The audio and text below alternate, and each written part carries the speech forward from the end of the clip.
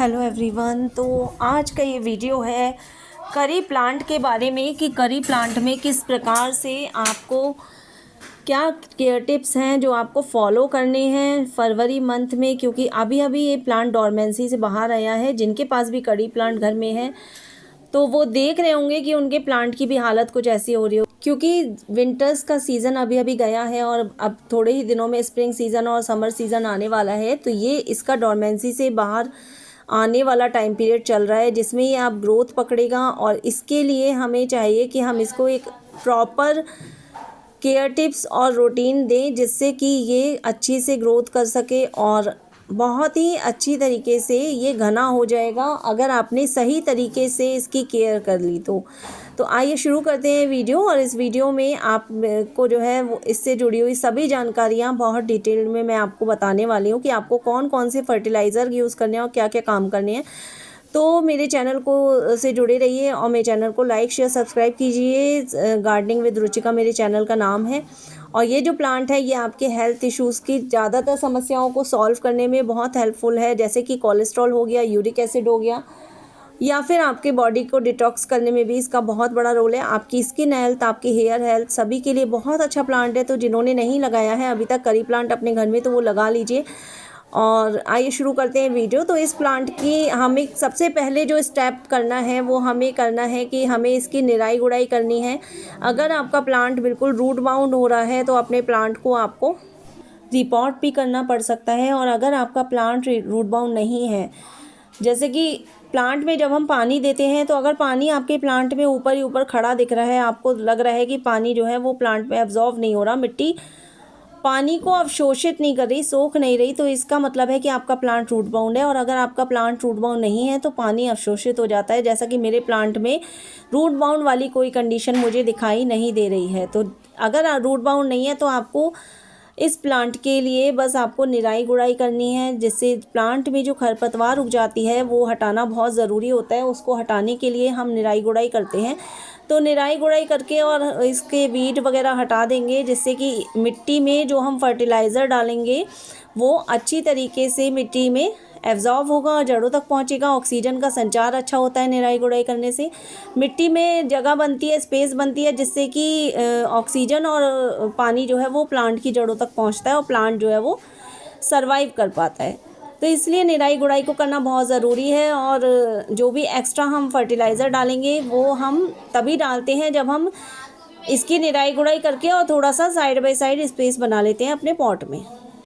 करी पत्ता एक पत्तों वाला प्लांट है, तो इसके लिए बहुत ही ज़रूरी है कि समय समय पे आप इसे नाइट्रोजन युक्त खाद दें और बहुत ही फुल सनलाइट वाले स्पेस में रखें इसे, जहाँ पे इसको पूरी सनलाइट मिले। पर्याप्त सनलाइट इसके लिए बहुत ज़रूरी है। 6 से 8 घंटे की धूप इसकी प्रॉपर रिक्वायरमेंट है, इसको चाहिए ही चाहिए। और पानी की अगर हम बात करें तो पानी जो है, अब जैसा कि सीज़न आ गया है तो पानी आपको प्रॉपर रेगुलर वाटरिंग करनी है। आपको रोज़ पानी देना है और पानी देने में बिल्कुल भी कोताही नहीं बरतनी। नहीं तो पानी का क्या होता है कि लोग अगर हम पानी देते हैं तो कभी कभार हम जो है उसमें आलस कर जाते हैं। तो पानी आपको अच्छी तरह देना है, क्योंकि ये जो प्लांट है आपका, नहीं तो इसके पत्ते बहुत जल्दी आप देखेंगे पीले पड़ने लगते हैं।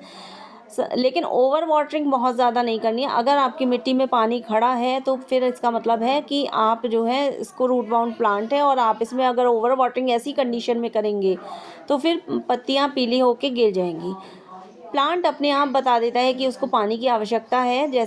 जैसा कि मैंने कहा, ये रेगुलर वाटरिंग वाला प्लांट है। तो अगर आप गर्मियों के सीज़न में इसे एक दिन भी आप पानी नहीं देंगे तो इसकी पत्तियां अगले ही टाइम आपको थोड़ी झुकी हुई दिखाई देंगी, ढलकी हुई दिखाई देंगी। तो ये हम पहचान होती है कि हमें इसमें पानी देना है। अब हम बात करते हैं फर्टिलाइज़र की। कौन कौन से फर्टिलाइज़र हैं मेनली जो हमें इसे देने चाहिए। तो इसमें नाइट्रोजन युक्त फर्टिलाइज़र बहुत अच्छा काम करता है। इसमें वर्मी कंपोस्ट है, काउडंग कंपोस्ट है, और आपका बोन मील है, एप्सम सॉल्ट बहुत अच्छा फर्टिलाइज़र होता है करी प्लांट के लिए। हर 15 से 20 दिन में पानी देते समय आप चुटकी भर एप्सम सॉल्ट भी अगर आप पानी में डाल के देंगे तो वो आपके प्लांट के लिए बहुत अच्छा रहेगा। इसके अलावा अगर आप घरेलू तौर पे आप फर्टिलाइज़र देना चाहते हैं तो आपको चावल के माड़ का प्रयोग करना चाहिए, बहुत अच्छा फर्टिलाइज़र है। और साथ ही साथ खट्टी छाछ, तो ये तो था फर्टिलाइज़र। अब हम इसके केयर टिप्स में जो बहुत ज़रूरी इस समय हमें काम करना है वो है प्रूनिंग का। तो हमें प्रूनिंग करनी है, और प्रूनिंग इस क्यों ज़रूरी है? प्रूनिंग इसलिए ज़रूरी है जिससे, जैसे ये जो नोड्स आप देख रहे हैं, ये आपको यहीं से न्यू ग्रोथ दिखाई देनी शुरू हो जाएगी। जब आप इसे प्रून करेंगे तो ये यहीं से न्यू ग्रोथ दिखाई देनी शुरू हो जाएगी। आपका प्लांट पहले से ज़्यादा बुशी हो जाएगा, और जो न्यू लीव्स आएंगी वो आपकी बहुत हेल्दी और शाइनी लीव्स होंगी। तो प्रूनिंग इस प्लांट की बहुत ज़रूरी है। प्रूनिंग करने के बाद, फर्टिलाइज़र देने के बाद, आपको इसे छायादार जगह पे रखना है। आपको इसे बहुत धूप में नहीं रखना है, आपको इसे छाया वाली जगह पे रखना है। और जैसा कि आप देख रहे हैं, दूसरा प्लांट मेरा इतना ज़्यादा ख़राब कंडीशन में नहीं है, तो मैं इसकी प्रूनिंग केवल हल्की हल्की सॉफ्ट प्रूनिंग करूँगी। एक प्लांट की हमने कर दिया है हार्ड प्रूनिंग, क्योंकि उसकी कंडीशन बहुत ख़राब थी, और एक प्लांट की हमने कर दी है सॉफ्ट प्रूनिंग। तो अगर आप अपने प्लांट के अकॉर्डिंग देखिएगा कि आपको कैसी प्रूनिंग करनी है। सॉफ्ट प्रूनिंग का मतलब होता है कि हमें थोड़ा थोड़ा इसकी जो ब्रांचेज़ हैं उनको ट्रिम करना है, छोटा करना है। लेकिन हार्ड प्रूनिंग में हम मतलब सारी लीव्स को हटा देते हैं, और जहाँ से नोट्स के ऊपर से, ये ध्यान देना होता है, नोट्स के ऊपर से हमें कट करना है।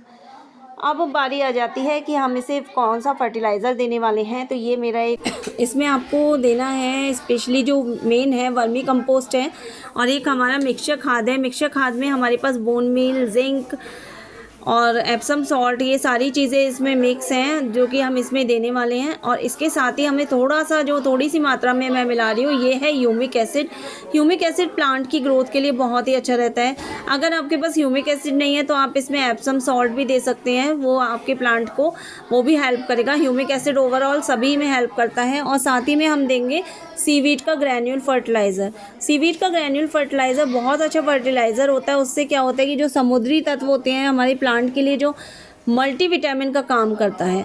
और आखिरी में ये जो है, ये है कैल्शियम के कुछ दाने, ये बोन मील का काम करेगा। बोन मील और डाल लीजिए या कैल्शियम के दाने डाल लीजिए, दोनों एक ही बात है। तो ये मिक्स करके ये फर्टिलाइज़र हमें अपने प्लांट में देना है।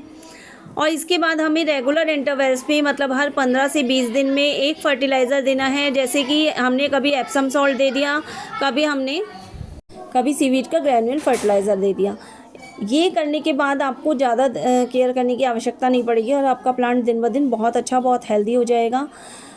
हर 15 दिन में आप चावल का माड़ भी दे सकते हैं। चावल का माड़, तो जब भी आप घर में चावल का माड़ निकालते हैं तो मैं प्रेफर करती हूँ कि उसे आप अपने ज़्यादातर प्लांट्स में यूज़ किया कीजिए, बहुत अच्छा रहता है लीव्स के लिए। और खट्टी छाछ और चावल का माड़, दो ऐसे फर्टिलाइज़र हैं जो कि आपके प्लांट को बहुत हेल्दी बनाते हैं, सुपर हेल्दी बनाते हैं। तो ये थे कुछ खास केयर टिप्स जो कि आपको करने हैं फरवरी मंथ में अपने प्लांट के ऊपर, जिससे आपका प्लांट बहुत बुशी और अच्छा हो जाएगा, हैं। तो ये थे कुछ विशेष केयर टिप्स जो हमें फरवरी मंथ में अपने प्लांट के लिए फॉलो करने हैं, और इससे आपका करी प्लांट जो है वो एकदम बुशी हो जाएगा, आने वाली सीज़न में बहुत अच्छी ग्रोथ देगा, और आपका गार्डन जो है वो इससे बहुत सुंदर दिखेगा। इस प्लांट के बहुत सारे हेल्थ बेनिफिट्स भी हैं, तो इसलिए ऐसे अपने गार्डन में ज़रूर ऐड कीजिएगा। Thank you so much. Radhe Radhe.